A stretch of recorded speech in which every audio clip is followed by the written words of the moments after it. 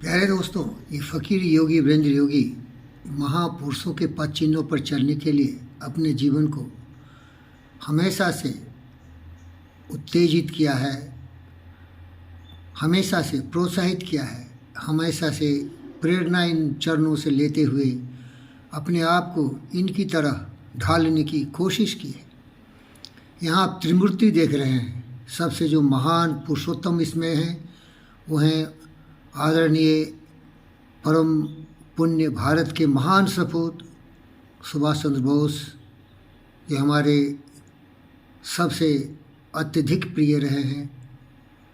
जब मैं R&D centre NMDC का चीफ था तो हमारे कमरे के मुख्य द्वार पर इनका एक सुंदर सा तस्वीर लगा हुआ था, क्योंकि ये हमारे लिए प्रेरणा स्रोत थे, साहस का, धैर्य का, आज़ादी का। और हमें बार बार कहते थे कि हम आज़ाद हैं, और इसीलिए हम कभी भी NMDC में जब तक रहे उन गद्दारों का, इन दुष्टों का, उन भटके हुए भ्रष्टाचारियों के सामने घुटने नहीं टेके। इन्हीं से जुड़े हुए हमारे एक प्रतीक रहे हैं रविन्द्रनाथ टैगोर गुरुदेव, और उनसे हमें प्रेरणा मिली। यदि तोर डाक सुने क्यों न आशे तो अब एकला चलो रे। और तीसरे थे नरेंद्र दत्त, विवेकानंदा, जिन्होंने तो मेरे सीने में इन महासूरमाओं के सपूतों के प्रतिबिंब को डाल दिया। साहस, धैर्य, प्रगति, विकास, आत्मविश्वास, देवत्व का एहसास कराया।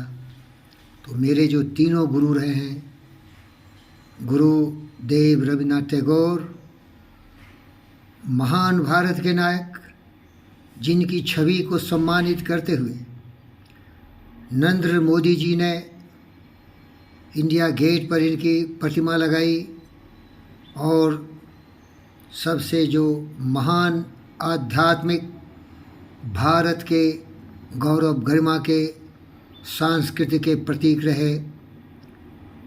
1893 में वर्ल्ड रिलीजन्स ऑफ पार्लियामेंट में जिन्होंने sisters and brothers of America कहते हुए संबोधित किया था, वो रहे हमारे विवेकानंद जी। प्यारे दोस्तों, इन प्रेरणादायक शब्दों से आपको ये प्रतीत होगा कि हम रहें न रहें, हमारे सोच, हमारे विचार बिल्कुल निष्पक्ष हों। देशभक्ति में हम ऐसे लीन हो जाएं कि हम अपने पूरी जिंदगी की हर चीज़ कुर्बानी देने को तैयार रहें।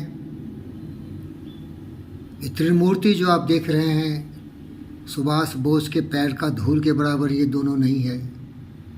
नाम नहीं लूँगा, आप खुद देख लो, इसमें 3 हैं। सुभाष बोस अमर हैं, वीरता, त्याग, तपस्या, बलिदान के प्रतीक हैं। और इन्होंने हमारे वैज्ञानिक सिद्धांतों को संबोधित करते हुए, साबित करते हुए कहा कि आज़ादी कभी भीख मांगने से नहीं मिलती।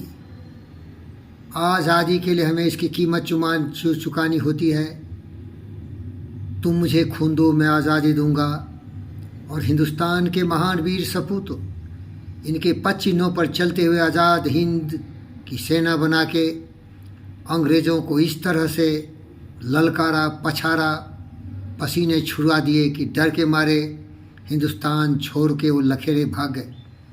और मेरे हिंदुस्तान के बेटी और बेटों, त्याग, कुर्बानी और तपस्या के पद चिन्हों पर चलते हुए अपने परम माननीय सुभाष चंद्र बोस, भगत सिंह, चंद्रशेखर आज़ाद की छवि का व्यक्ति बने। और जो कुछ लोग भी गद्दार हैं, देश के द्रोही हैं, कट्टर ईमानदार कहते हैं, वो केवल हिटलर की नीति अपना रहे हैं, वो पब्लिक को गुमराह कर रहे हैं, वो प्रोपेगेंडा के सबसे बड़े मास्टर हैं। हमारे दोस्त कबीरदास जी ने कहा था, एक बगुला होता है जो बिल्कुल उजला होता है बाहर से, लेकिन मन उसका काला होता है। वो केवल जीव जंतुओं की हत्या करता है और उस पर जीवन जीता है। केजरीवाल जैसे गद्दार और ऐसे अनेक देश के राजनेता हैं जो भ्रष्ट हैं, पतित हैं, देश को बेचते हैं, देश को झुकाने की कोशिश करते हैं। भ्रष्टाचार में इतने लीन हैं कि उनके अगर छापे मारे जाओ तो उनके सर संबंधियों के घर से करोड़ों करोड़ों 100 200 400 करोड़ के धन संपत्ति आते हैं। वो हमारे बेचारे बेरोज़गार गरीब दलित हमारे लोगों के पैसे हैं। उन्होंने देश को लूटा है, देश को बर्बाद किया है।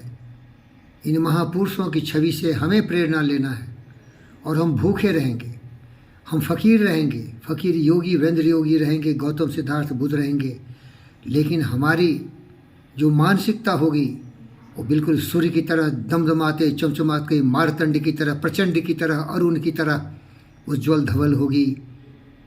सुभाष चंद्र बोस जी, ये आपका शिष्य हमेशा गौरवान्वित होता है और आप सदा अमर रहेंगे। आपके विचार, आपका देश से प्यार और उसमें देश के लिए सब कुछ कुर्बान देने की जो आपकी एक नीति थी, एक रीति थी, एक रिवाज था, हम उसके पद चिन्हों पर अंतिम सांस तक चलेंगे। यही हमारा वादा है। धन्यवाद।